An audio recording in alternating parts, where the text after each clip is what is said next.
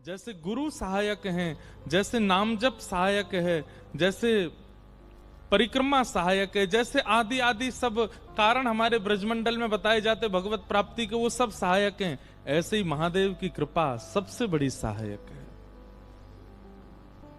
महादेव की अति कृपा होती है तब जाकर के कृष्ण भक्ति प्रजायते, कृष्ण भक्ति प्राप्त होती है।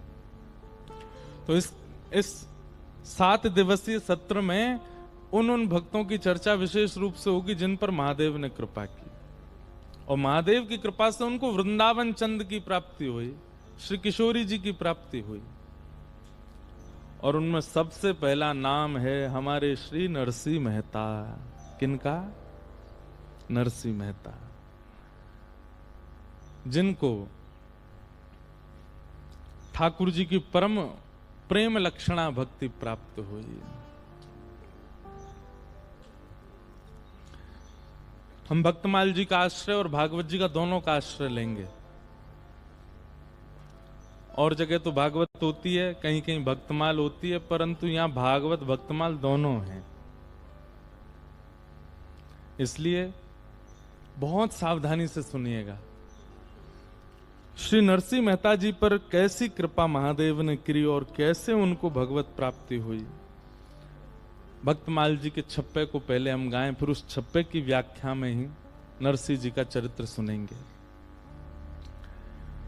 जगत विदित नरसिंह भगत, गुज्जर धर पावन कियो।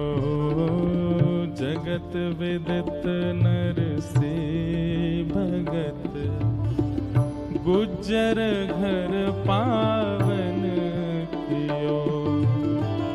जगत विदित नरसिंह भगत, गुज्जर धर पावन कियो। सुन के गाओ। जगत विदित नरसिंह भगत, गुज्जर धर पावन कियो।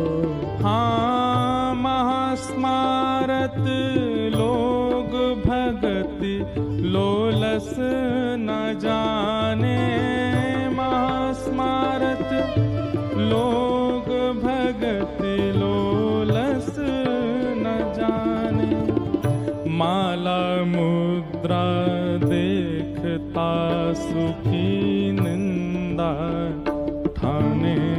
माला मुद्रा देखता सुखी निंदा।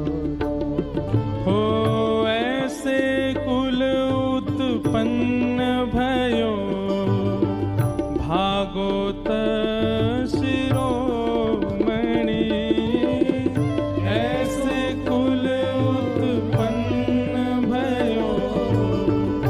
भागवत शिरोमणि, ऐसे कुल उत्पन्न भयो। भागवत शिरोमणि।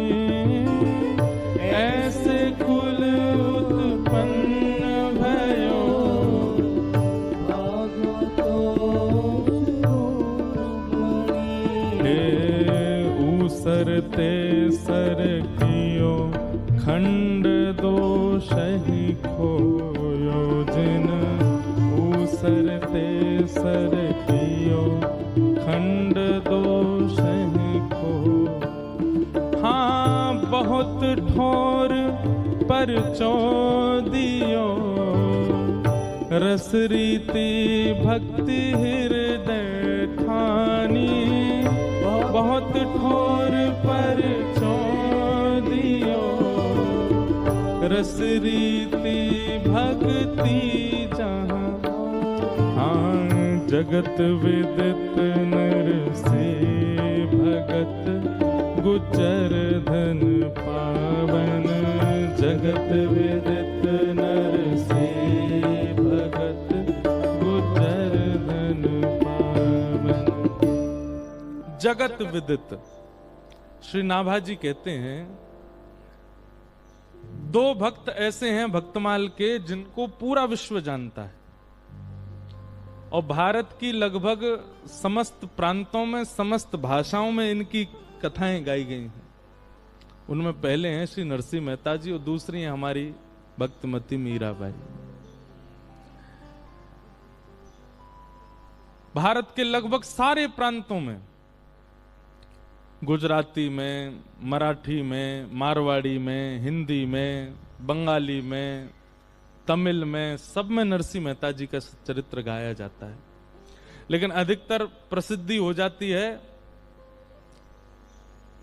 नानी बायरो मायरो, उसी की प्रसिद्धि ज्यादा है, जबकि वो केवल नरसिंह मेहता जी के संपूर्ण चरित्र का एक छोटा सा खंड है जहां भात का प्रसंग आता है। जगत विदित नरसिंह भगत, सब जानते हैं नरसिंह मेहता जी को। नरसिंह मेहता साक्षात श्री मुचकुंद जी के अवतार हैं। बहुत सावधानी से सुनिएगा सब लोग, जितने भी बैठे हैं।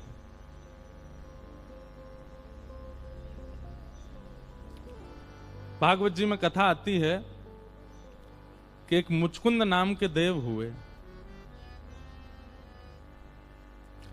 और एक बार देवासुर संग्राम में उन्होंने देवताओं के पक्ष से अकेले ही दैत्यों से युद्ध किया और इस युद्ध में देवताओं को उन्होंने विजय प्राप्त कराई। जब देवताओं ने ये देखा तो प्रसन्न होकर के कहा, मुचकुंद कुछ मांगो, हम तुमसे बहुत प्रसन्न हैं, आपने हम देवताओं की रक्षा के लिए इतना इतना युद्ध किया, कुछ मांगिए वरदान, क्या चाहिए। सब देवता सामने खड़े थे और मुचकुंद वरदान मांगते हैं कि मुझे अखंड निद्रा प्राप्त हो, मैं सोना चाहता हूं और ऐसा सोना चाहता हूं कि मैं बस सोता ही रहूं, जब उठूं मेरी नींद कोई भंग करे तो जल करके भस्म हो जाए, मुझे सोने दे। क्यों? क्योंकि दैत्यों से युद्ध करने में अनेक युगों तक मुचकुंद सोए नहीं थे। अच्छा, वास्तव में देखो, एक मेरी बात बहुत ध्यान से सुनिएगा, भक्त का एक स्वरूप ऐसा भी होता है कि कहीं उसकी बहुत प्रशंसा ना हो जाए तो वो अपनी भक्ति को किसी दोष की आड़ में छुपा करके बोलता है।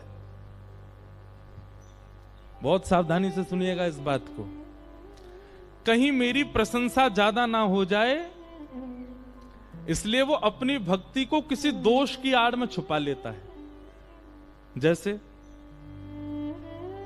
ए भैया तुम रात में कहां जाते हो?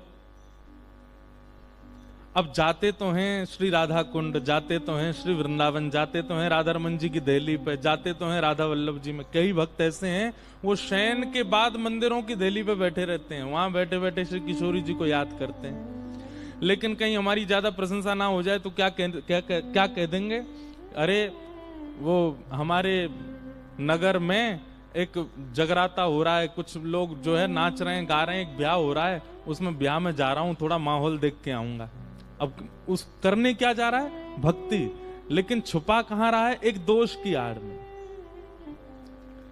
कई लोग ऐसे होते हैं, यह भी एक दोष है, वो अपनी भक्ति को ऐसे प्रकट कर देते हैं कि सामने वाले को सोचना भी ना पड़े, उसको पता चल जाए कि ये भगत है। क्या बात है भैया, आप इतने उतावले क्यों हो रहे हो? कहां क्या करें, अब आप आ गए हो, नहीं तो 7 बजे मैं तो परिक्रमा चला ही जाता हूं, अब 7:30 बज रहे हैं, अब आपकी वजह से मैं थोड़ा विलंब हो रहा है मुझे। भक्ति प्रकट कर दी। कुछ संतों से यह भी सीखिए कि भक्ति को कैसे दोष में छुपाना है। सामने वाले को तो यूं लगे, अरे राम राम, ये तो महादोषी है, इसके अंदर तो महासंसारी गुण है। भैया नजर आपको नहीं लगती, नजर आपके स्वरूप को नहीं लगती, नजर आपकी भक्ति को लगती है। उस भक्ति को बचाओ। अपनी नजर उतरवाते रहते हो, अपने रूप के ऊपर जो है कालो टीका लगवाते रहते हो, सब काम करवाते हो, भक्ति को नजर लग रही है। और आजकल सबसे ज्यादा लग रही है। हमारी भक्ति दिन प्रतिदिन क्षीण होती जा रही है। उसके लिए एक यह उपाय है, क्या कि अपनी भक्ति के साधन को एक दोष बता करके, सामने वाले को तो यूं बता दिया, कहां जा, हमें नींद आ रही बहुत जोर से भैया, थक गए, हम तो हार गए, बता रोम रोम दर्द, भैया तुम बैठो, तुम सबरे गप्प मारो, मैं तो सोवे जा रहा हूं। अरे भैया तो नींद ही आती रहे। सामने वाला आपको दोषी समझे, लेकिन आप कक्ष में जाकर के तुरंत स्नान ध्यान करके आसन लगा के बैठ गए। लेकिन ये होता नहीं है हमसे। हम जब कोई नियम करते हैं तो हमारे अंदर स्वभाव आ जाता है उसका प्रचार करने का।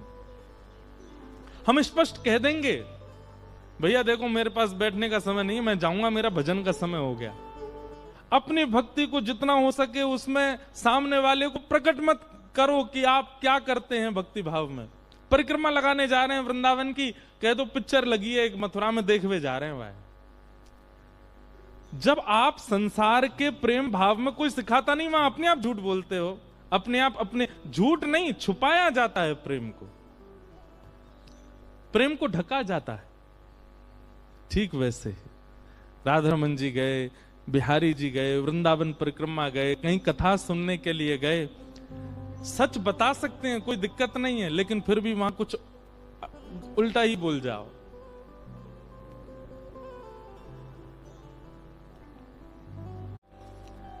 तो मुचकुंद ने वरदान मांगा, और वरदान में क्या कहा कि मुझे अखंड निद्रा प्राप्त हो।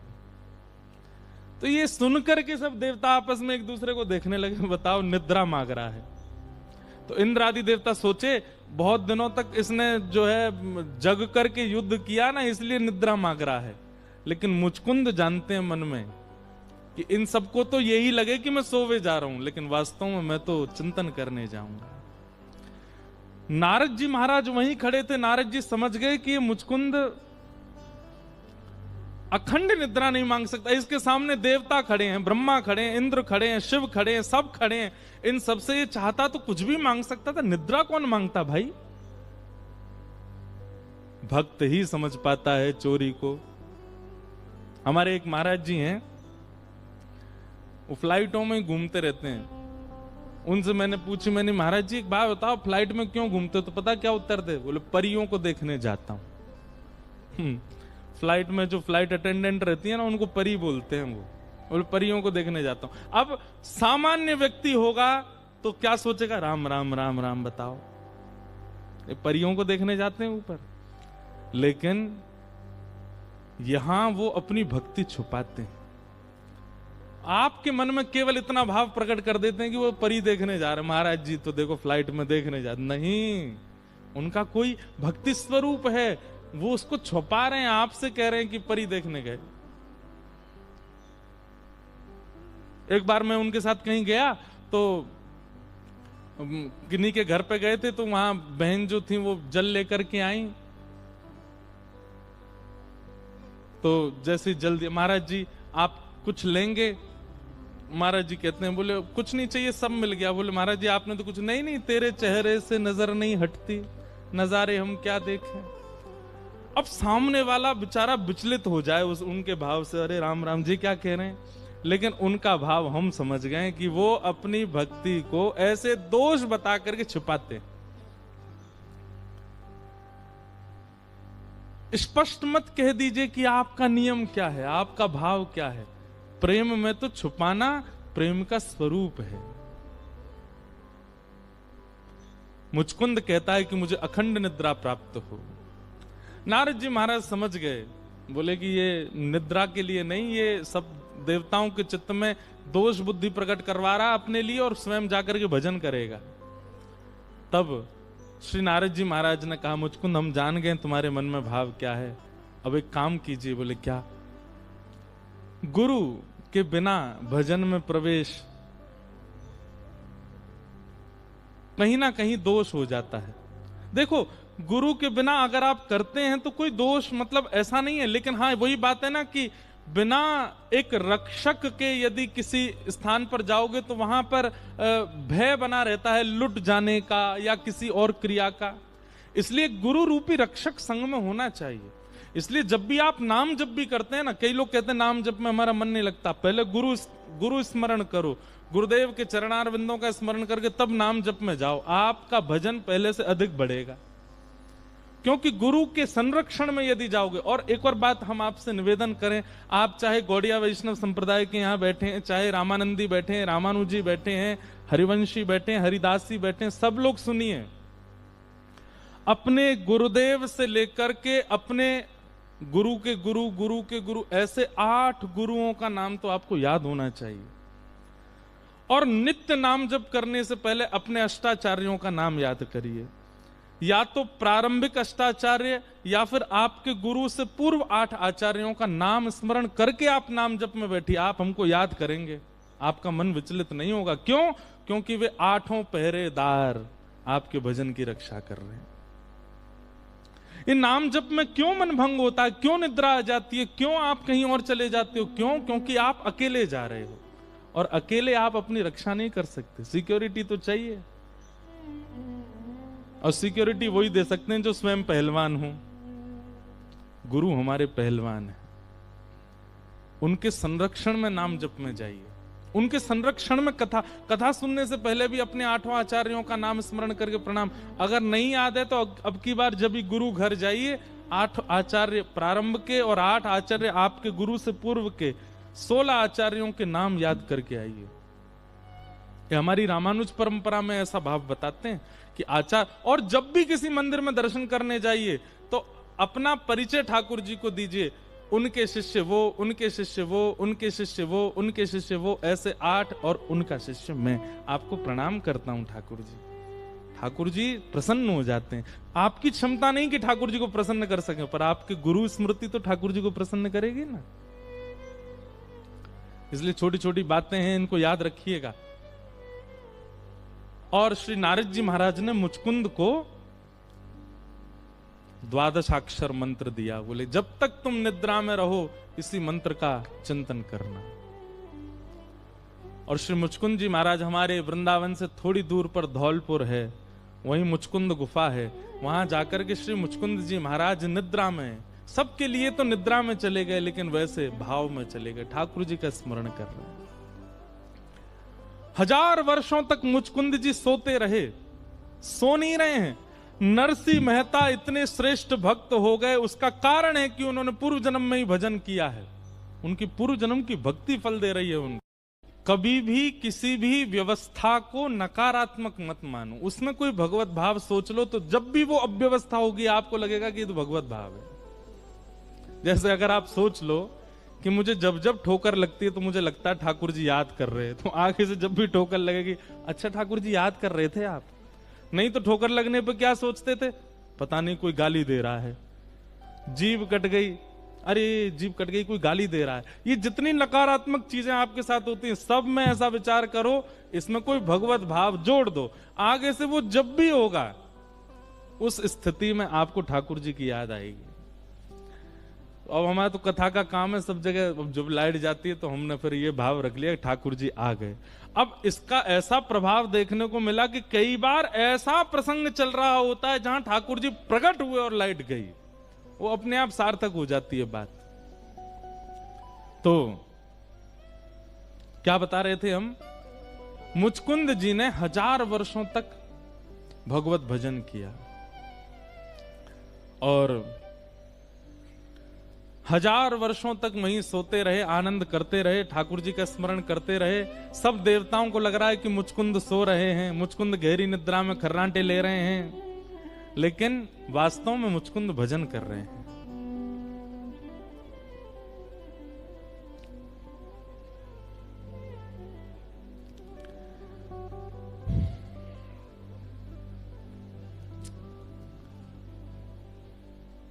मथुरा पर जब भगवान ब्रज छोड़ के मथुरा आ गए तो मथुरा पर एक तरफ से तो जरासंध ने चढ़ाई की और दूसरी तरफ से काल यवन ने चढ़ाई की। भगवान 17 बार जरासंध को हरा चुके थे। अब की बार यवन देश का कोई यवन आया है युद्ध करने के लिए, उसको भी नारद जी ने भेजा था। तो काल यवन अपनी सेना लेकर के जैसे ही आया भगवान से युद्ध करने के लिए, तो ठाकुर जी उससे युद्ध करने के लिए अकेले ही गए, कोई और किसी को संग लेकर के नहीं गए। बहुत ध्यान से सुनिएगा।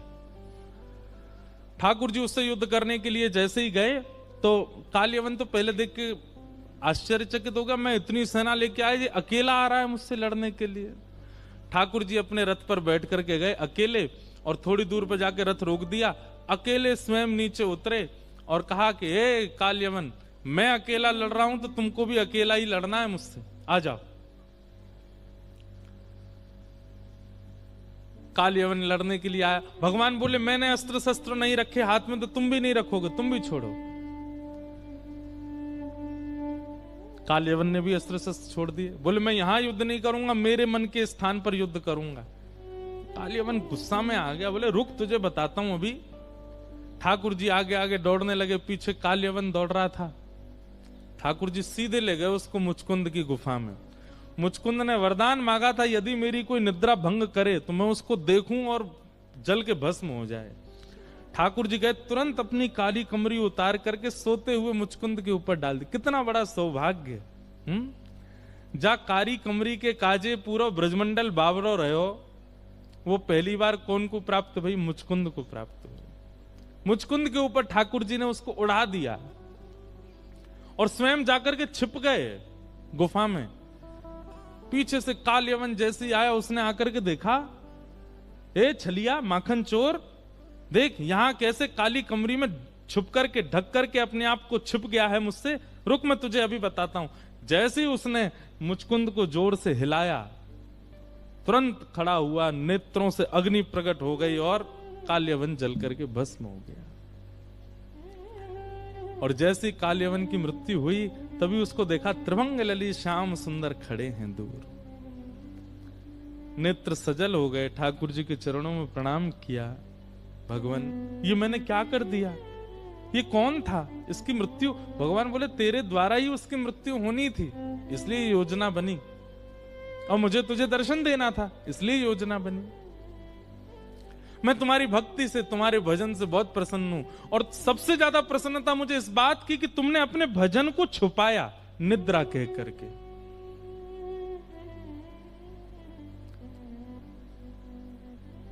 ठाकुर जी मुझ पर अनुग्रह करें, कृपा करें, मैं क्या सेवा करूं आपकी? ठाकुर जी बोले अभी सेवा की आवश्यकता नहीं है, पर जब आवश्यकता पड़ेगी तो तुमको पृथ्वी पर आना पड़ेगा। और ऐसा कहकर के ठाकुर जी दर्शन देकर के चले गए। जब कलयुग प्रारंभ हुआ तो श्रीमद् भागवत जी में वर्णन आता है कि भक्ति महारानी नारद जी को मिलती हैं वृंदावन में।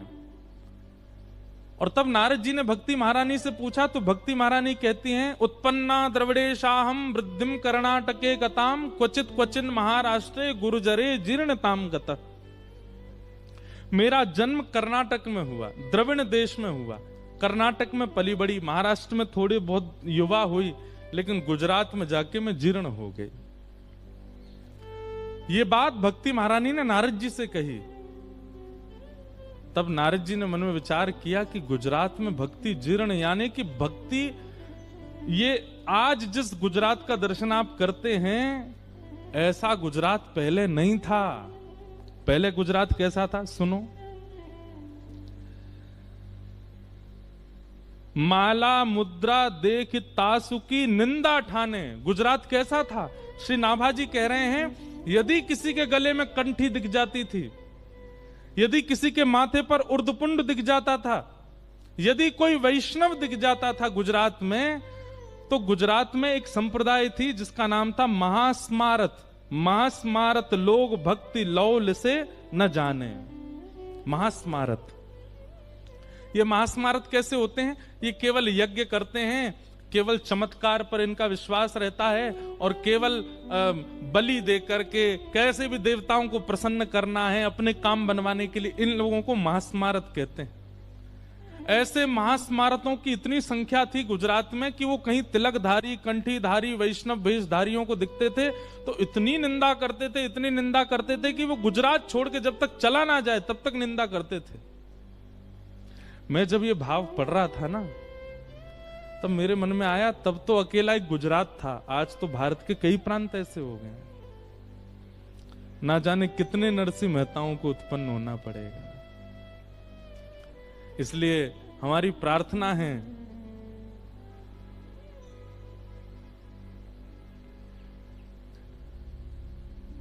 जननी जने सो भक्त जन।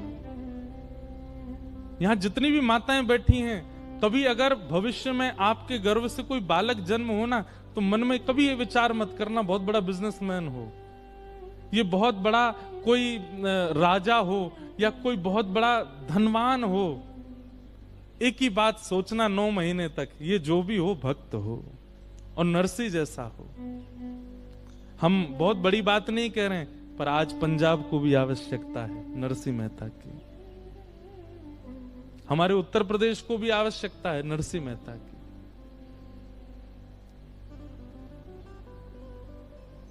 जब नारद जी ने सुना गुर्जरे जीर्णताम गता, उसी समय नारद जी के मन में आने लगा कि भाई इस गुजरात को कैसे संभाला जाए।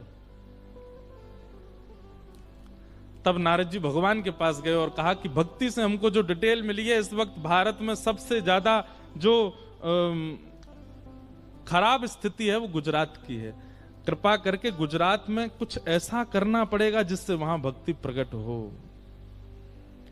तब भगवान ने नारद जी से कहा, आपका ही शिष्य है। कौन? मुचकुंद। उसने बहुत भजन किया है और उसने हमसे कहा था कि हमें कोई सेवा दीजिए। अब उसी मुचकुंद को आप ले जाइए और जाकर के कलयुग में गुजरात में ही उनको जन्म करवाइए। तब श्री नारद जी महाराज मुचकुंद जी के पास गए और कहा, देखिए अब ठाकुर जी ने आपके लिए आज्ञा की है, क्या इतना भजन किया आपने, कहा कोई सेवा दो। अब ठाकुर जी सेवा दे रहे हैं। जिस गुजरात में ऐसी स्थिति है, माला मुद्रा देख तासुकी निंदा ठाने, ऐसे गुजरात में जाकर के आपको भजन करना है। मुचकुंद जी ने वचन दिया, मैं वचन देता हूं कि गुजरात में जाकर के ऐसी भक्ति का प्रचार करेंगे कि वर्षों तक, कल्प कल्पांतरों तक जो भी गुजरात की भूमि में जन्म लेगा वो वैष्णव ही होगा। आज यदि पूरे भारत को अगर आप खकाल के देखेंगे तो सबसे ज्यादा जय श्री कृष्ण बोलने वाले, सबसे ज्यादा वैष्णव भाव रखने वाले भक्तों की संख्या गुजरात में है। ये नरसिंह मेहता की देन है गुजरात को।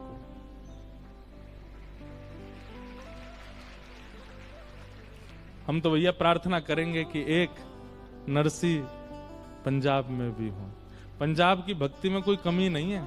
हमारे वृंदावन में, मथुरा में सबसे ज्यादा वैष्णवन की जो भीड़ है वो पंजाब की है।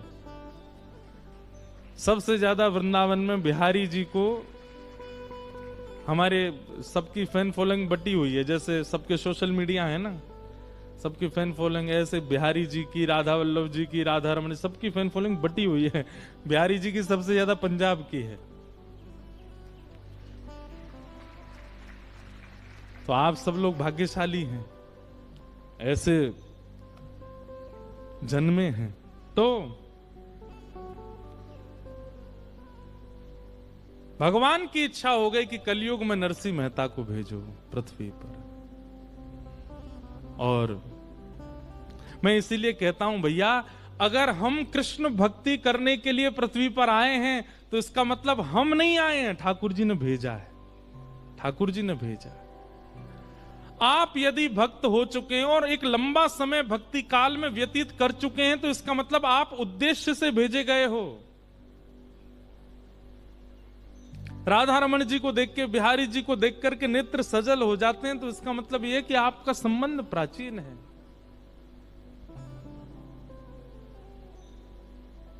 कई जन्मों से बुला रहे हो, कोई तो नाता जरूर होगा। नजरों से नजरें मिला न पाऊं, मेरी नजर का कसूर होगा। तुम ही तो मेरे माता पिता हो, तुम ही तो मेरे बंधु सखा हो। कितने रिश्ते तुम संग मेरे, कोई तो रिश्ता जरूर होगा। हम कुछ तो हैं ठाकुर जी के। और एक बात बोलूं, तुम मानो चाहे मत मानो, पर मुझे तो भरोसा है, मुझे तो विश्वास है कि हम पूर्व में ठाकुर जी के कुछ तो रहे होंगे। कछु नहीं तो श्याम सुंदर जब चल के गए होंगे तो उनके पामन के नीचे एक चेटाई बन के आके मरगो होंगे। तभी या जन्म में कथा वक्ता बन के आए गए हो। तो अब हम अपने आप को ऐसे तो कह नहीं सकते कि हम सूरदास रहे होंगे, हम कुंभन दास रहे होंगे, मक्खी चेंटी बोल सकें। कुछ तो हैं, हमने देखा तो है उनको। तो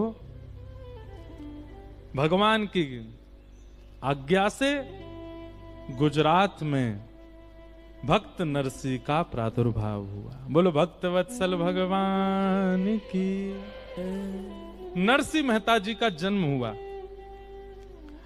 अब देखो, बहुत ध्यान से सुनना, जो लोग भक्ति के पथिक हैं, जो भक्ति मार्ग में चलते हैं, भक्ति मार्ग आसान नहीं है, कठिन तो है।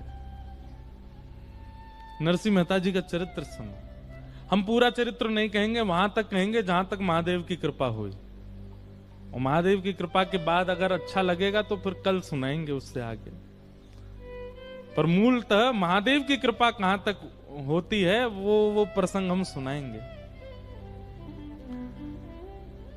नरसी मेहता जी की माता जी श्री लक्ष्मी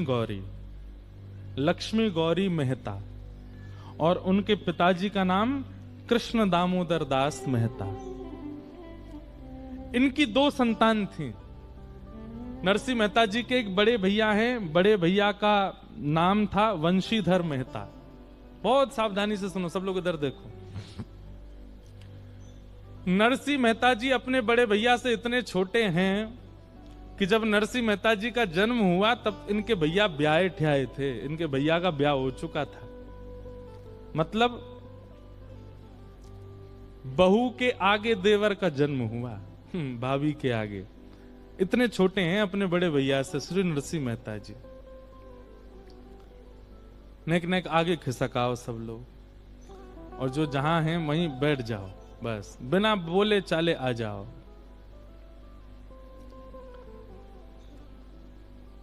तो नरसी मेहता जी बहुत छोटे थे, लेकिन जन्म से ही इतने रूपवान, इतने गुणवान, इतने शीलवान कि इनको कोई देखे तो देखता ही रह जाए।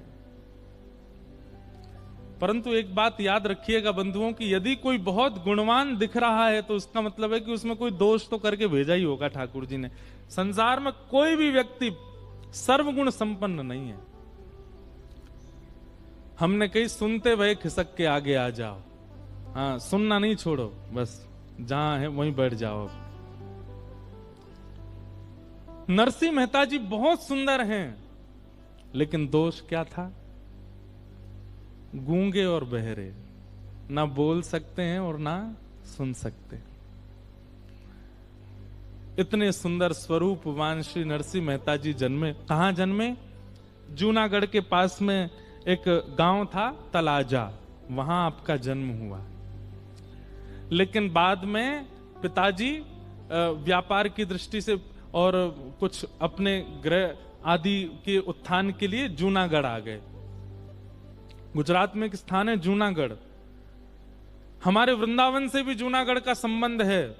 महादेव के उपासक भी जूनागढ़ में रहते हैं, देवी के उपासक भी जूनागढ़। जूनागढ़ सबके उपासना का केंद्र है। हमारी श्री राधा वल्लभी परंपरा के एक बहुत अच्छे भक्त हुए, उनका नाम था विठल दास। विठल दास जी भी वहीं रहते थे, जूनागढ़ में ही। बहुत अच्छे अच्छे चरित्र हैं जूनागढ़ के। श्रीमद् भागवत में दत्तात्रेय जी का प्रसंग आता है। दत्तात्रेय जी का स्थान जूनागढ़, वहां पर गिरनार पर्वत है। यदि कभी कोई साधना की इच्छा रखता हो चित्त में तो गिरनार की शरण में जाए। तो नरसी मेहता जी का जन्म हुआ। आपके माताजी पिताजी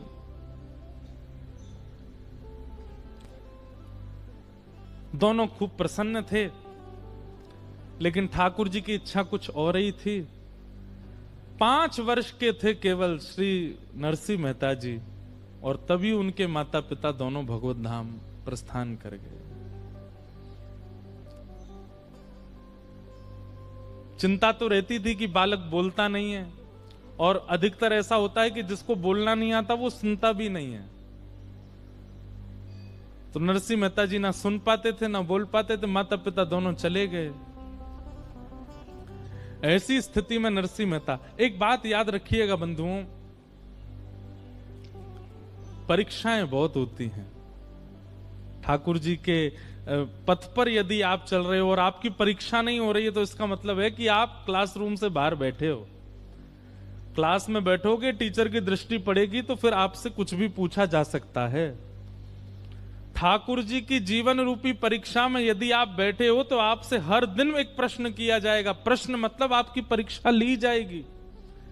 और यदि आपकी कोई परीक्षा नहीं होती है, तो इसका मतलब है कि आप बंक मार के बैठे हो बाहर। ठाकुर जी की दृष्टि पड़ नहीं रही है आपके ऊपर। छोटे से नरसिंह मेहता ना बोलना जानते हैं, ना सुनते हैं। माता पिता भी बाल अवस्था में छोड़ के चले गए। भैया थानेदार थे, भाभी बहुत कर्कश स्वभाव की थी, छोटे से नरसिंह मेहता थे। तो माता पिता चले गए, तो दादी के साथ जय कुंवरी बाई, उनकी दादी का नाम, उनके पास श्री नरसिंह मेहता रहते थे। और उनकी दादी इतनी धार्मिक थी, इतनी भजनानंदी थी, सत्संग में जाना, कीर्तन में जाना, कथाओं में जाना। लेकिन सत्संग कथा सब कुछ करने के बाद जो कथा सुना रहे होते थे, उनके चरणों में नरसिंह मेहता को पधराती और कहती, कुछ कृपा करो। रूप दिया ठाकुर जी ने, स्वरूप दिया, छरेरा स्वरूप दिया, सब कुछ दिया। माता पिता छीन लिए इसके, मेरे पास रहता है, लेकिन आप कुछ कृपा करो, कम से कम बोलने तो लग जाए। ये बोलता भी नहीं, सुनता भी नहीं। मेरी चिंता केवल इतनी है कि कल को अगर भूख भी लगेगी तो किससे मांगेगा? ये बोल भी नहीं पाएगा कि मुझे भूख लगी है। सब संतों के पास ले जाती, ले जाकर के नरसिंह मेहता को प्रणाम करती और उनसे रोते हुए यही निवेदन करती कि आप कृपा करो। सब संत कहते हैं हाँ होगा, ठीक हो जाएगा, ठीक हो जाएगा। तभी एक शिवालय था जूनागढ़ में, बहुत सावधानी से सुनो, इधर वाले थोड़ा ध्यान ज्यादा रखना, हमारी दृष्टि यहां बहुत कम पड़ेगी। हाँ, तो इसलिए आप लोग हम पर दृष्टि रखना है, कृपा दृष्टि बनाए रखना। हम सामने वाले ने देख रहे हैं, आप हमें देखो। अब यहाँ इधर वाले तो इधर उधर देखते हैं तो हम टोक देते हैं, यहाँ वालों कैसे टोकें? तो एक अद्भुत महात्मा आए,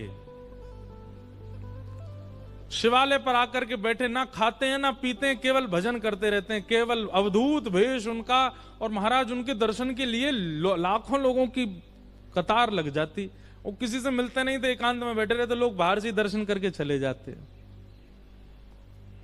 नरसिंह मेहता की दादी छोटे से नरसिंह को लिए गोद में पहुंच गई, वहां पे लाइन में खड़ी रही दिन भर।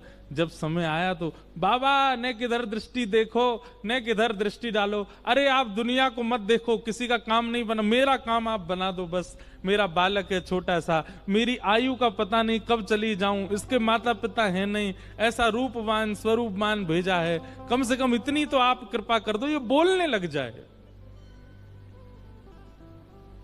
पता नहीं क्यों उन महात्मा के नेत्र खुले, और जैसे ही उन्होंने नरसिंह मेहता को देखा, मंद मंद मुस्कुरा रहे अपनी दादी की गोद में, तुरंत उस बालक को भीतर बुलाया और दादी लेकर के जय कुंवरी बाई नरसिंह मेहता को लेकर के भीतर गई। और भीतर जाकर के जैसे ही नरसिंह मेहता के रूप से घुंघराले केश हैं, कटाक्ष ठाकुर जी जैसे नेत्र हैं। ठाकुर जी जब अपने वैष्णव भक्त को भेजते हैं, अपनों जैसे ही बनाते हैं कई बार, और कई बार अगर ठाकुर जी को वैष्णव ठाकुर जी जैसा नहीं दिखे तो ये समझिए वहां को हृदय ठाकुर जी जैसा है। कई लोग होते हैं सुंदर नहीं है लेकिन फिर भी बहुत भक्त हैं, तो इसका मतलब हृदय ठाकुर जी जैसा है। नरसिंह मेहता के रूप को देख करके और उनके सौम्यता को देख करके वो महात्मा बड़े प्रसन्न हो गए। सिर पर हाथ फेरते हुए बोले, बोलो बेटा राधे कृष्ण। 3 बार बोले, बोलो बेटा राधे कृष्ण, राधे कृष्ण, राधे कृष्ण। और 3 बार राधे कृष्ण जैसे ही सुना, चौथी बार नन्हे से नरसिंह मेहता 5-6 वर्ष की आयु में पहली बार बोल पड़े राधे कृष्ण। अब बताऊं भेद क्या था? नरसिंह मेहता गूंगे नहीं थे, लेकिन संसार कहीं मुझे अपनी माया में घेर ना ले, इसलिए जानबूझ करके बोल नहीं रहे थे। ठीक ऐसा ही चरित्र श्रीमद् भागवत में आया है जड़ भरत जी का। उनका नाम जड़ भरत इसलिए पड़ा क्योंकि वो जान मूर करके जड़ बने थे। एक चौपाई नहीं है, कोई वैसे ही किसी संत का हमने सुना था, लेकिन लिखने योग्य और याद करने योग्य बात है। जो अपनों सुख चाहे हो तो मूर्ख बन के रहो। क्या? अपना सुख चाहते हो तो मूर्ख बन के रहो। आप जितने ज्यादा प्रबुद्ध बन करके रहोगे उतनी ज्यादा संसार आपको परेशान करेगा। चाय पीने की अरे हम बना के लाते हैं बढ़िया हैं, इलायची महाराज और क्या बोलते हैं उसको, अदरक ले, काली मिर्च ले, बढ़िया बना दी तो रोज तुम ही खोजे जाओगे। कहां हो? जल्दी आओ, बाइक पे बैठ के चाय बना जाओ हमारे लिए। लेकिन पहली बार में ही चाय ऐसी बना के पिला दी कि महाराज नरक की याद आ गई। अगली बार कहोगे चाय बनाओ, भाई तू बैठो ही रहे, तू मत बना। लेकिन ये जानबूझ के नहीं करना है। भजन के लिए अगर ऐसा करना पड़े संसारियों के सामने तो ये बहुत अच्छा है। भाई अगर हमने ज्यादा अपनी प्रबुद्धता दिखा दी तो ये सबरे तो हमको लगा देंगे संसार में। इसलिए नरसिंह मेहता वो गूंगे नहीं थे। वो महात्मा पहचान गए कि ये बालक गूंगा नहीं है, ये तो कोई पूर्व जन्म का साधक है। कहीं संसार मुझे ना बोलने में लगा दे, संसार मुझे अपना ना बना ले, इसलिए जन्म से ही करके बैठा है कि मैं बोलूंगा नहीं। अब तो महाराज राधे कृष्ण उनसे क्या बुलवाया, राधे कृष्ण राधे कृष्ण। कहां तो 5 वर्ष तक बोले नहीं और अब बोलना शुरू किया तो अब शांत हुए नहीं। अब तो चलते हैं तो राधे कृष्ण, बैठते हैं तो राधे कृष्ण, रोते हैं तो राधे कृष्ण, भूख लगती है तो राधे कृष्ण, प्यास लगती है तो राधे कृष्ण। 24 घंटा उठते बैठते चलते फिरते। अब तो उनको शांत करना पड़ता है। अरे नरसिंह थोड़ा शांत है जा। शांत भी होते हैं तो जैसे मक्खी भिन बनाती है ना, ऐसे राधे कृष्ण राधे बोलते ही रहते हैं। कहां तो बोले नहीं, और बोले तो केवल भगवत कथा, भगवत चिंतन। ऐसे श्री नरसिंह मेहता। दादी बड़ी प्रसन्न है अब, लेकिन नरसिंह मेहता भी ऐसे भूख लगती है तो ऐसे राधे कृष्ण राधे कृष्ण राधे कृष्ण। भूख मांगते तो हैं भोजन, पर राधे कृष्ण कह के ही मांगते हैं। लेकिन ठाकुर जी जब तराशने पर आते हैं तो एक आध बार में ठाकुर जी का मन नहीं भरता है। कुछ दिन बाद दादी भी चल बसी, माता पिता भी चले गए, दादी भी चली गई, अकेले नरसिंह रह गए। छोटे से नरसिंह मेहता, भाई तो थानेदार हैं, पूरे दिन काम पे रहते हैं, अकेली भाभी हैं घर पे। और भाभी बड़ी उग्र स्वभाव की, बड़ी विचित्र स्वभाव की थी। नरसिंह मेहता तो जाते थे बाहर, भाई इनके रोज इनके लिए काम धंधा ढूंढ के आते। पढ़ाई लिखाई इन्होंने की नहीं, इनका मन ही नहीं था, हमें कुछ बनना ही नहीं तो फिर पढ़े क्यों। तो भाई बोले भाई तुम कुछ किया धरा करो। कहीं बर्तन मांजने की सेवा पूछे आए, कहीं कोई और सेवा पूछे आए, कहीं कोई और सेवा पूछे आए, लेकिन जहां भी जाते नरसिंह मेहता कुछ नहीं करते। लेकिन जहां भी सत्संग होता, कहीं भजन मंडली बैठी होती, वहां जाकर के प्रेम से भजन कीर्तन करते, भंडारा पाते। इसी में सुख मिलता नरसिंह मेहता को।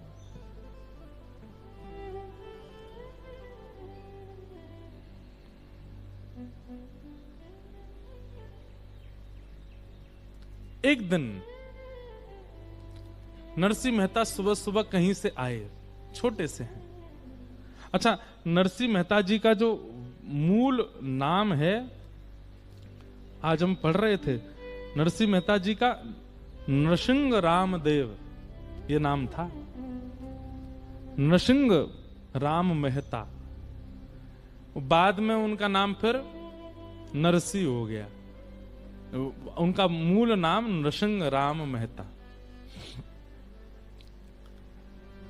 आज आए और आकर के केवल राधे कृष्ण बोलते हुए आए, लेकिन अब भाभी तो राधे कृष्ण वाली भाषा जानती नहीं, तो उनके आगे थोड़ा बोलते, भाभी माँ मुझे बहुत जोर की प्यास लगी है, गला सूख रहा है, थोड़ा सा जल दे दीजिए। जल की याचना जैसे ही करी इनकी भाभी तो उग्र स्वभाव की, खूब सुनाया। बोले तुझे शर्म नहीं आती? तू जल मांग रहा है? तेरे भैया रात दिन मेहनत करते हैं, खून पसीना एक करते हैं, उसके बाद थोड़ा समय मिलता 2 रोटी खाने के लिए यहाँ आते हैं। तू कुछ नहीं करता, पूरे दिन पड़ा रहता है। इतने काम धंधे तेरे चालू करवाए, उनमें भी तू कुछ नहीं कर पाया। 1 रुपया कमा के घर नहीं लाता, घर के किसी भी कार्य में हाथ नहीं बटाता, पूरे दिन पड़ा रहता, पड़ा पड़ा जो है मोटा हो रहा है, और आज मुझसे जल मांग रहा है। तेरे जैसे देवर को अगर मुझे छूट मिल जाए तो जल नहीं विष पिलाना चाहिए। एकमात्र, अब देखो ठाकुर जी की लीला, भाई छोड़या बंधु छोड़या, छोड़या जग सोई, साधुअन संग बैठ। सबकी कथा सुन लीजिए, सारे भक्तन के सबसे पहले संसार ही छुड़वाए ठाकुर जी ने। इसलिए भैया जाकू संसार ते बहुत मोह हो ना, ठाकुर जी तने दूर ही रही हो।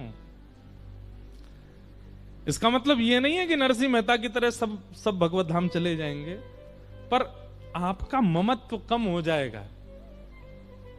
ऐसो दुख दी जो ही माही, हमारे हरिवंश परंपरा के श्री भोरी सखी कहती हैं, बस्ती छोड़ एकांत बिठावो, बातन सो घबराही, ऐसो दुख दीजो ही माही। संसार को ये दुख लगता है, परंतु भक्त को बहुत अच्छा लगता है, उसको सबसे दूर कर देते हैं ठाकुर जी। आज भाभी ने रोष करके, चिल्ला करके, डांट करके, निकल जा घर से बाहर, करता धरता कुछ है नहीं, पानी मांग रहा है मुझसे। बंधुओं, नरसिंह मेहता ने ना एक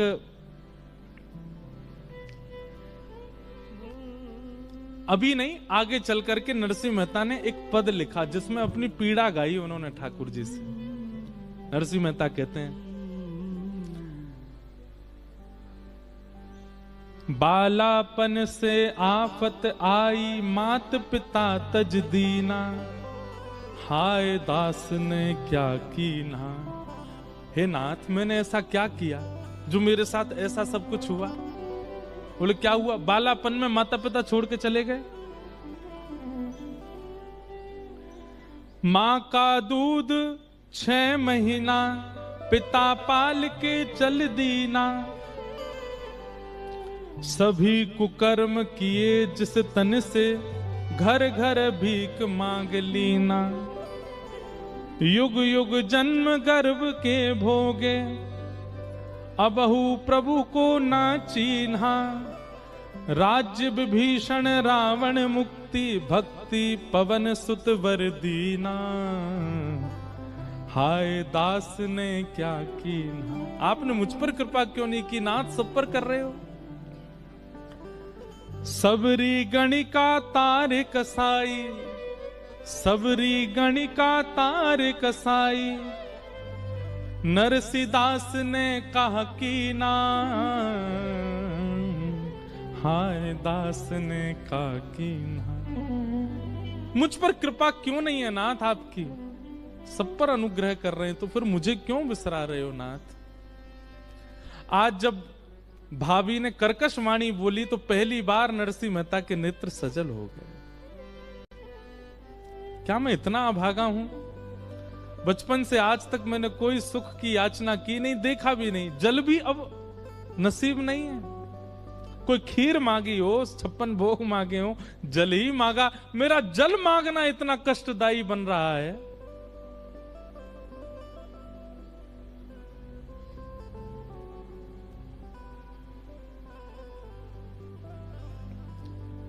क्या वह स्वभाव पहला, सरकार अब नहीं। हमारे ब्रज में बिंदु जी महाराज ठाकुर जी से शिकायत करते हुए कहते हैं, बोले नाथ, जैसे लोग बदल जाते हैं ना, ऐसे आप भी बदल गए हो। बोले आपका पहले स्वभाव बहुत अच्छा था। बोले क्यों? गजेंद्र को तार दिया आपने, जो मानव नहीं था। मीराबाई को तार दिया आपने, जो वेद शास्त्रों के श्लोक नहीं जानती थी। कबीरदास को तार दिया आपने, जो ऐसे श्रेष्ठ कुल में भी नहीं जन्मे थे। रैदास को तार दिया आपने। हम में कौन सी कमी रह गई, हमको क्यों नहीं तारते हो नाथ? तब श्री बिंदु जी महाराज ये ठाकुर जी से शिकायत करते हुए गाते हैं। बहुत सुंदर भाव है, गाइएगा मेरे साथ। मानो नरसिंह मेहता भी आज ठाकुर जी से कह रहे हैं, नाथ मुंह में कहा कमी रह गई, 6 वर्ष के बालक की इतनी परीक्षा। एक बात कह दें फिर गाएंगे, भक्ति इज इक्वल टू परीक्षा। अगर परीक्षा जीवन में नहीं है तो आप अपने आप को भक्ति मार्गी मत कहिए। बहुत परीक्षाएं आती हैं, ना तन का सुख रहेगा, ना मन का सुख रहेगा, ना बुद्धि का सुख रहेगा, ना पारिवारिक सुख रहेगा। सारे संसार को दिखने वाले सुख नहीं रहेंगे, लेकिन फिर भी आप प्रसन्न रहोगे। ये भक्ति। घर का प्राणी कहा ना माने, मन मन खुशी मनाऊं। कोई भी आपके अनुकूल नहीं रहेगा, लेकिन फिर भी आप खुश रहोगे। यही तो बात है। लंग्स काम नहीं कर रहे, ऑक्सीजन नहीं आती है, बुद्धि आधी पैरालाइज हो गए हो, किडनी फेल हो गई है, हाथ पांव चलते नहीं है, लेकिन फिर भी प्रसन्न रहोगे। पत्नी अनुकूल नहीं है, बच्चे सुनते नहीं है, परिवार के सब लोग निंदा करते हैं, लेकिन फिर भी प्रसन्न रहोगे। ये भक्ति का स्वरूप है। देह को मिलने वाला सुख नहीं मिलेगा, लेकिन फिर भी प्रसन्न रहोगे। नरसिंह मेहता की परीक्षाएं विश्राम नहीं हुई। घर से निकाल दिया भाभी ने, अब कहां जाएं? अच्छा, एक वर्णन आता है नरसिंह मेहता जी के चरित्र में कि भक्त को तो व्याकुल होना नहीं चाहिए ऐसी स्थिति से, पर एक क्षण के लिए थोड़े व्याकुल हुए नरसिंह। क्यों? कभी अकेले गए नहीं कहीं, और छोटी सी अवस्था, 6 वर्ष के 7 वर्ष की आयु अभी। एक क्षण के लिए व्याकुल हुए, लेकिन दूसरे क्षण तुरंत संभाल लिया स्वयं को। और कई कथा में सुना था कि निराश्रितों के आश्रय केवल महादेव हैं। जिनका कोई नहीं, जिनका कोई आश्रय नहीं, उनके महादेव। वो आशीश्वर हैं, सब पर आशीष बनाते हैं, सबको अपना आश्रय देते हैं। कई कथा में सुना था नरसिंह मेहता ने कि भूत प्रेत जिनको सब लोग भगा देते हैं, उनको भी नरसिंह मेहता, उनको भी महादेव अपने पास रखते हैं। नरसिंह मेहता बोले, स्थिति तो मेरी भी यही है कि भाभी भगा रही है घर से, मैं भी चलूं। और तभी जूनागढ़ के जंगल में जीर्ण शीर्ण एक शिवालय, और छोटे से नरसिंह मेहता जाकर के वहां बैठ गए महादेव के पास।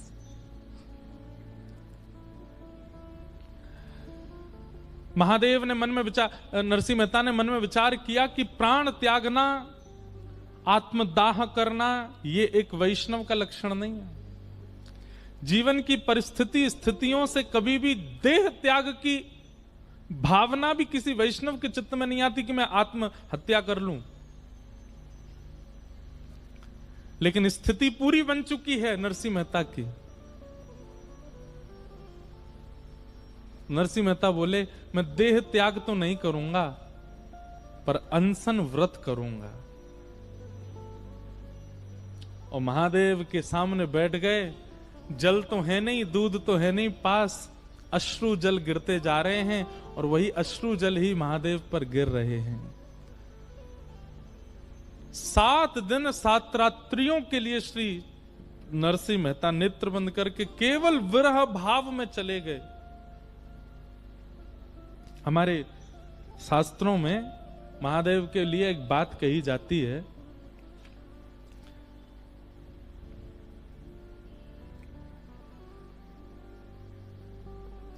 कि महादेव महादेव महादेवेति यो वदेत, एकेन शंभु प्रीता स्यात्, द्वाभ्याम शंभूर्णी भवेत। इतनी सुंदर बात है, बहुत ध्यान से सुनना। हमारे शास्त्र कह रहे हैं कि एक बार यदि महादेव के सामने जाकर के दोनों भुजा उठा करके कोई द्रवित हृदय से, कोई आर्त हृदय से एक बार कह दे महादेव, तो महादेव अपनी योग निद्रा से, अपने ध्यान से तुरंत नेत्र खोल करके उसको देखने लग जाते हैं और तुरंत महादेव लग जाते हैं कि इसकी पीड़ा क्या है, उसको मैं निवृत्त कर दूं, उसको मैं निवारण कर दूं। एक बार महादेव का नाम कोई आर्त भाव से कह दे तो महादेव उसकी समस्याओं को हल करने में लग जाते हैं। लेकिन यदि कोई 3 बार महादेव कह दे, एक बार में जब महादेव ऐसे हो जाते हैं तो 2 बार और जब वो महादेव कहता है तो महादेव सोचते हैं अब तो मेरे ऊपर ऋण आ गया, अब तो इसने मुझको ऋणी बना दिया है।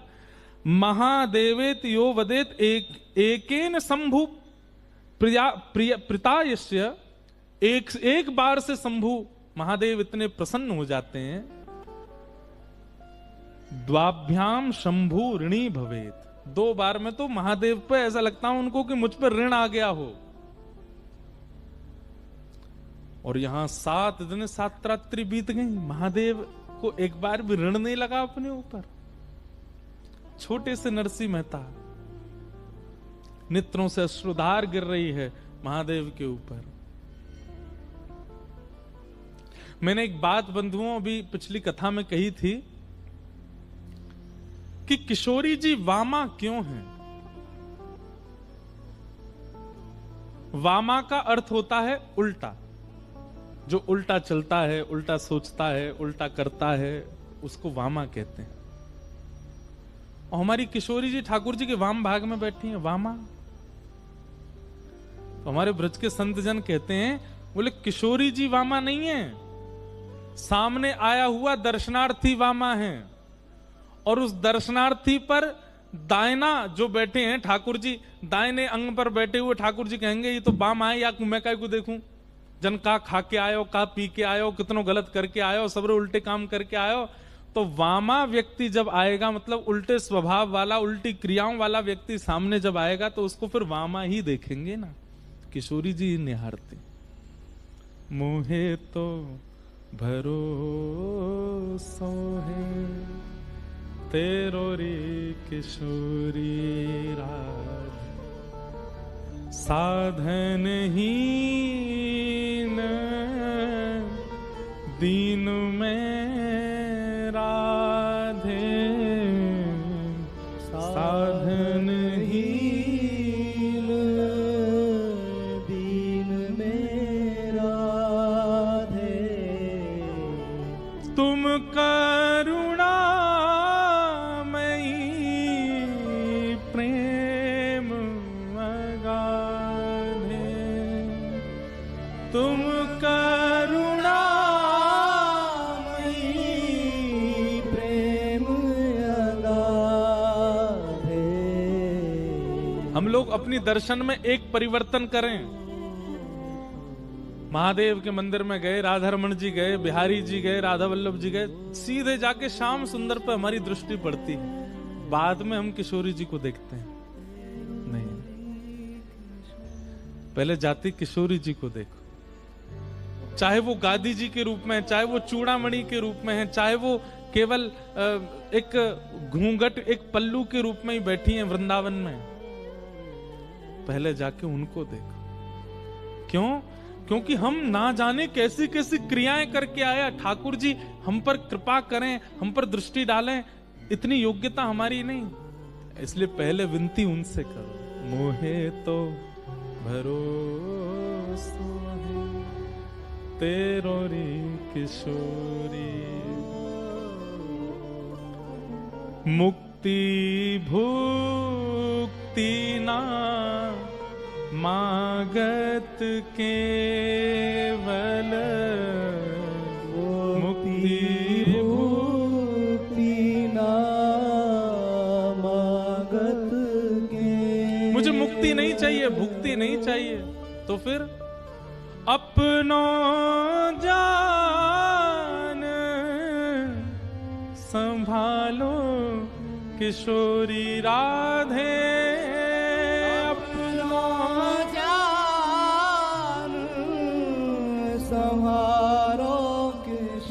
और संभालो भी मत। हम आपको पीड़ा नहीं देंगे, हे किशोरी जी आप संभालो मत, अपनो जान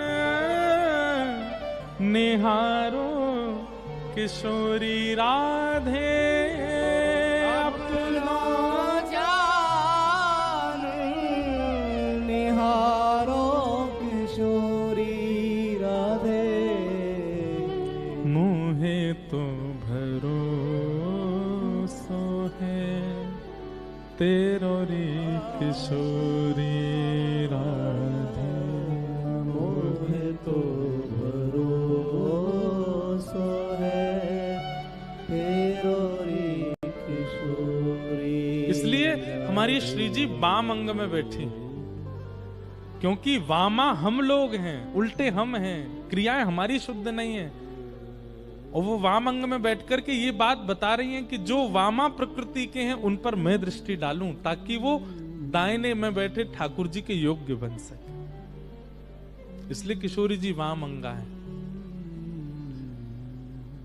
महादेव ने 7 दिन 7 रात्रि बीत गए, लेकिन नन्हे से बालक नरसी के अनशन पर कृपा नहीं हुई। और जब महादेव की कृपा नहीं हुई, तब पराम्बा जगदम्बा पार्वती जी व्याकुल हो गई नरसिंह मेहता को देख, और गई महादेव के पास। बोले, आप पूरा विश्व आपको भोला भोला कहती है, भोले भंडारी, सहज कृपा करने वाले शिव, और यहां नन्ना सा बालक 7 दिन 7 रात्रि से आपका अनशन कर रहा है और आप बिल्कुल मौन अवस्था में हैं। आप कृपा क्यों नहीं कर रहे हैं? महादेव प्रसन्न हो गए। प्रसन्न होकर के महादेव बोले, हम तो पहले क्षण से ही इस पर कृपा करना चाह रहे थे, पर हमारे मन में था हम अकेले नहीं करेंगे और आपसे हम कहेंगे नहीं, करेंगे तो युगल करेंगे कृपा। हम तो प्रतीक्षा कर रहे थे कि आपके चित्त में भावना प्रकट हो इस पर कृपा करने की, तब हम दोनों कृपा करें। मैं तो पहले क्षण से तैयार बैठा हूं उसके पास जाने को, पर प्रतीक्षा आपकी कर रहा था, आपके साथ चलूं और कहूं ना आपसे, आपके मन में आवे कि इस पर कृपा हो, उसकी प्रतीक्षा कर रहा था। कई बार बंधुओं, हार मत माना कीजिए। आपके भजन में, आपके साधन में, आपके भाव में करते करते समय निकल जाए, हार मत मानिए। शायद भीतर कोई अंतरंग, कोई भाव, कोई प्रतीक्षा का कुछ क्रम चल रहा है और वो आपने पूर्ण नहीं होने दिया, उससे पहले आप पीछे मुड़ गए। इसलिए हार मत माना कीजिए भजन में, प्रतीक्षा किया कीजिए। प्रतीक्षा प्रेम में आवश्यक है। 7 दिन 7 रात्रि पूर्ण हुए और नरसिंह मेहता के प्रेमाश्रुओं से वह शिवलिंग गीला हो चुका है। और तभी देवादिदेव महादेव साक्षात पूरे विश्व के संहार कारक श्री आशीश्वर महादेव प्रकट हो गए, और अकेले नहीं, साक्षात अपने साथ में पराम्बा जगदम्बा गौरी को लेकर के प्रकट हुए। दोनों युगल प्रकट हो गए। बोलो देवादिदेव महादेव शंकर भगवान की। नमः पार्वती पतये हारा हारा महादेव। प्रकट हो गए। नरसिंह मेहता के नेत्रों पर मानो जैसे कोई सूर्य का प्रकाश पड़ता है ना, तो नेत्रों में एक ऐसा अनुभूति होने लगती है कि मानो कोई प्रकाश आगे से आ रहा हो, थोड़ा छुपाने लगे स्वयं को। ऐसा श्वेत प्रकाश नरसिंह मेहता के मुखमंडल पर आने लगा। और तभी नेत्र खोल करके देखा, ध्याये नित्यम महेशम रजत गिरिनिभम, मानो जैसे चांदी का पर्वत प्रकट हो गया हो। चारु चंद्रावतमशम, चारु चंद्रमा, द्वितीया का चंद्रमा अपने मस्तिष्क पर धारण किया। रत्ना कल्पोज्वलांगम पयुष मृगवरा भीति हस्तम प्रसन्नम, प्रसन्न मुद्रा है। पद्मासीनम समन्ता, पद्मासन में बैठे हैं। स्तुतम अमर गणई, बड़े बड़े निर्मलात्मा शुद्धात्मा जिनकी स्तुति गा रहे हैं, ऐसे महादेव प्रकट हो गए। नरसिंह मेहता सामने बैठे हैं।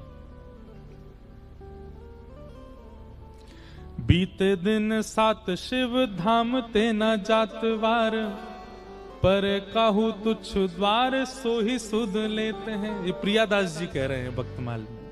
7 दिन बीत गए लेकिन शिव जी ने उन पर कृपा नहीं की। तब पार्वती जी जाके शिव जी से कहती हैं कि अगर किसी तुच्छ के भी द्वार पर वो गिरा होता वो भी कृपा करता, आप क्यों अनुग्रह नहीं कर रहे हैं?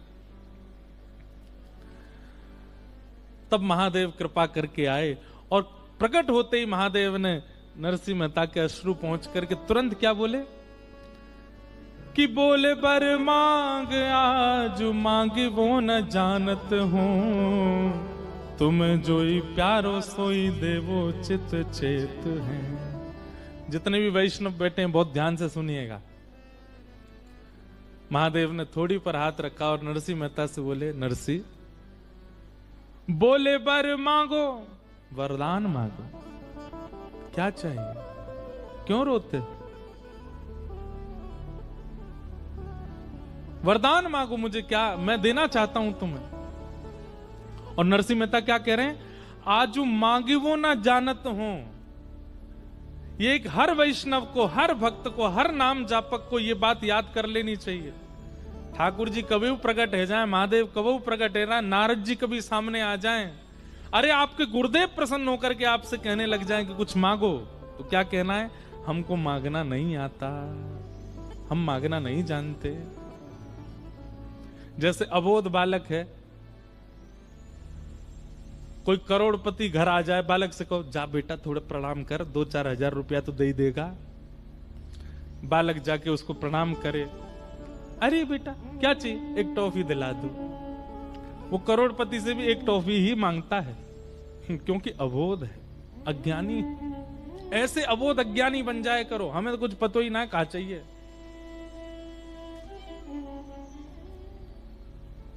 नरसिंह मेहता बिल्कुल अबोध बन गए, बोले नाथ विवेकी व्यक्ति मांग सकता है, मैं तो अविवेकी हूं, मुझे तो कुछ पता ही नहीं कि मुझे क्या चाहिए। महादेव बोले यदि तुमने वरदान नहीं मांगा तो हमको संतुष्टि नहीं होगी, हमारी संतुष्टि के लिए कुछ मांग लो। नरसिंह मेहता कहते मांग लूं? बोले मांग लो। तो क्या कह रहे हैं, तुम्हें जो ही प्यारो, हे महादेव आपको जो प्यारा लगता है, तुम्हें जो ही प्यारो सोई देवो चित चेत है। बस इस बात ने इस पूरे ब्रह्मांड को भगवान श्री कृष्ण के परम भक्त श्री नरसिंह मेहता को जन्म दे दिया। तुम्हें जो ही प्यारो, हे महादेव यदि आप मुझे देना चाहते हैं तो आपको जो सबसे ज्यादा प्यारा है वो मुझको दे दीजिए। आप जिसको प्राणों से भी अधिक प्रेम करते हैं वो मेरा बना दीजिए, बस और मुझे कुछ नहीं चाहिए नाथ। नरसी के तो नेत्र सजल थे ही, लेकिन आज महादेव के भी त्रिनेत्र सजल हो गए, तीनों नेत्रों में अश्रु भरा है। हाँ हाँ, महादेव क्या कह रहे हैं पता है, पर यो सोच भारी, महादेव भारी सोच में चले गए। बोले क्यों, मेरे प्राण प्यारी नारी, बोले मैंने अपने प्राणों से भी प्यारी वस्तु को अपनी प्राण प्यारी नारी यानी कि उमा पार्वती को भी नहीं दिया, और वो ये मांग रहा है मुझसे। पर यो सोच भारी मेरी प्राण प्यारी नारी, तासों कहत डरत वेद कहे नीति नीति है। अरे भैया नरसिंह कुछ और मांग ले। नरसिंह मेहता बोले एक बात में रहो, पहले जब आपने कहा था वरदान मांगो तो मैंने मना किया था कि मुझे कुछ नहीं मांगना आता, आपको जो मन करे दे दो। फिर आप दोबारा कहने लगे कि आपको संतुष्टि नहीं मिलेगी मैं वर मांगूं और आप नहीं दो तो, और अब जब मैं मांग रहा हूं तो आप कह रहे हो कुछ और मांगो। स्पष्ट कर दीजिए, मुझे चाहिए नहीं, या तो वह दे दीजिए जो मैं मांग रहा हूं, या फिर कुछ भी मत दीजिए। आप जैसे चाहो वैसे वो कर दीजिए मेरे साथ, मैं प्रसन्न हूं उसमें, उससे आपको संतुष्टि नहीं मिलेगी। अब तीसरी बात मैं कहूंगा नहीं कुछ भी, या तो जो आपका मन करे वैसा मुझे पड़ा रहने दीजिए, मुझे रोते रहना दीजिए। आप, मैं तो अनशन में बैठा हूं, मैं तो मृत्यु पर्यंत अनशन करने के लिए बैठा हूं, आपको कुछ मांगने के लिए मैंने प्रकट किया ही नहीं है। लेकिन आपकी संतुष्टि के लिए अगर आप चाहते हैं कि मैं कुछ मांगूं, तो तुम्हें जो ही प्यारो, मुझे वही चाहिए जो आपको प्यारा।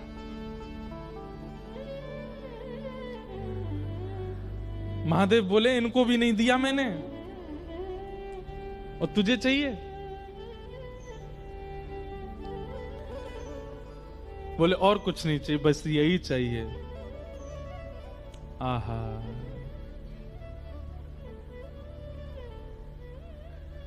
जो पे नहीं दे तो मेरो बोल वो अचेत हो। तो श्री प्रियादास जी कह रहे हैं, महादेव सोच रहे हैं अगर मैं नहीं दूंगा तो मेरा बोलना व्यर्थ हो जाएगा। जो पे नहीं देत मेरो बोली वो अचेत होत, दियो निज हेत तन आलिन को धारो है। आहा, महादेव बोले चाहिए जो मुझे प्यारा लगता है वही? बोले हाँ, आओ। नरसिंह मेहता का हाथ पकड़ करके एकांत में ले गए। पार्वती से बोले अब तुम यहीं रहो, अब इससे आगे नहीं जाना। और क्या किया? स्वयं काजर लगाया और फिर नरसिंह मेहता के काजल लगाया। स्वयं के मुख पे लालिमा लगाई, नरसिंह मेहता के लालिमा लगाई। स्वयं घाघरो पहनो, स्वयं चुनरी ओढ़ी और नरसिंह मेहता को भी पहनाई। और गोपेश्वर महादेव प्रकट हो गए। बोलो गोपेश्वर महादेव की। दियो निज हेत तन, नरसिंह मेहता को निज तन प्रदान किया, मतलब अली का भेष प्रदान किया। नियो दियो निज हेत तन आलिन को धारो है। दोनों सखी बन गए, स्वयं गोपेश्वर बन गए और नरसिंह मेहता को गोपी बनाया। छोटे से नरसिंह मेहता को नेक्स्ट सी सखी बना दियो और हाथ पकड़ करके लायो वृंदावन रास मंडल जटित मणि। आहा, लायो वृंदावन रास मंडल जटित मणि, प्रिया अनगन बीच लाल जू निहारे हैं। बोलो रास रासेश्वर भगवान की। और अलिन को भेष धारण करके जैसे ही महादेव ने नरसिंह को हाथ पकड़ो है, गए नहीं वहां से, जूनागढ़ में ही वृंदावन स्वर्ण रंजित सुंदर सुंदर मणियों से मंडित वृंदावन वहीं प्रकट हो गया। सुंदर सुंदर सखियां नृत्य कर रही हैं, कोई गुलाब को इत्र फुहार रही हैं, कोई चवर डुरा रही हैं, ललता जी खड़ी हैं गान कर रही हैं, विशाखा जी वाद्य बजा रही हैं और सुंदर तुलसी के सिंहासन पर प्रिया जी गले में गलवैया डाले श्री लाल जी के साथ बैठी हैं और श्री नरसिंह मेहता जी को एक क्षण में दर्शन करा दिया, ले गए रास भूमि में। बोलो हरि हर मिलन महोत्सव की जय। हरि हर मिलन महोत्सव, या को मतलब एक सीधा तो ये है कि हरि और हर का मिलन, पर इसका एक असली अर्थ बताएं। जो हरि से मिलन करावे ऐसे हर के संग हम चलें, वो है हरि हर मिलन महोत्सव। नरसिंह मेहता को हाथ पकड़ करके जैसे ही गए हैं, वृंदावन प्रकट हो गया। सुंदर मणि जटित हैं, सुंदर स्वर्ण आदि से रंजित सुंदर वृंदावन की कुंज प्रकट हो गई। और वहां राजभूमि पहुंच के नरसिंह मेहता तो बिल्कुल कुछ पहचान ही नहीं पा रहे, हो क्या रहा है। बस ठाकुर जी के रूप माधुरी को, किशोरी जी की रूप माधुरी को देख करके आनंदित हो गए। यहां पर महादेव ने हाथ छोड़ करके वो तो सीधे गए और जाकर के रास में भूमिका निभाने लगे। और इतना ही नहीं, भक्तमाल जी वर्णन करती हैं, निज सेवा प्रदान कर दी। रास में जाकर के मसाल पकड़वे की सेवा नरसिंह मेहता जी को दे दी। जब जब प्रिया जी चलती हैं, जब जब श्याम सुंदर चलते हैं, तब तब नरसिंह मेहता आगे आगे। नरसिंह अली, कौन? नरसिंह अली मसाल लेकर के चल रही, प्रकाश करते भाई। ऐसा सुंदर रास की भूमिका प्रकट हो गई। नरसिंह मेहता के तो नेत्र सजल हो रहे हैं, बार बार महादेव को देखते हैं, धन्यवाद ज्ञापन। महादेव कह रहे हैं बाद में करियो, अभी रास चल लो, रास में आनंद करो।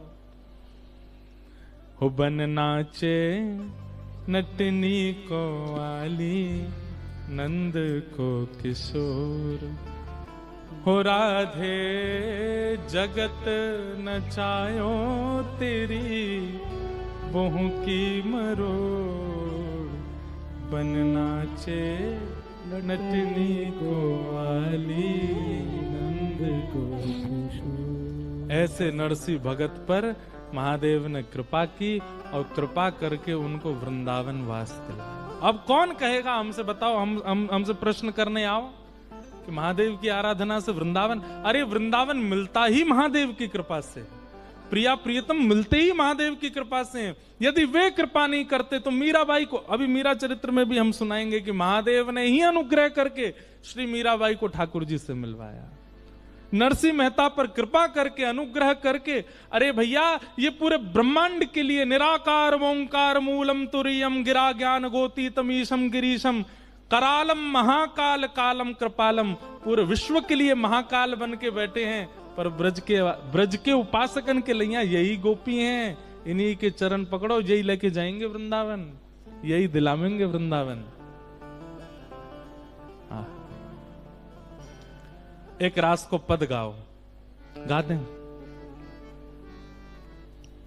एक और है ना दूसरो, रास में चल श्यामा प्यारी, बाट सब देखें ब्रज नारी,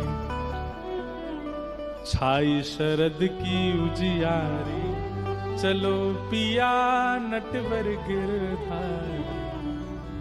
रास में जा रहे हैं, दोनों प्रिया प्रियतम आनंद कर रहे हैं और पूरे ब्रजमंडल में रास चल रहा है। और वही रास में एक नई सखी को प्रवेश भयो, जाको नाम है नरसी अली।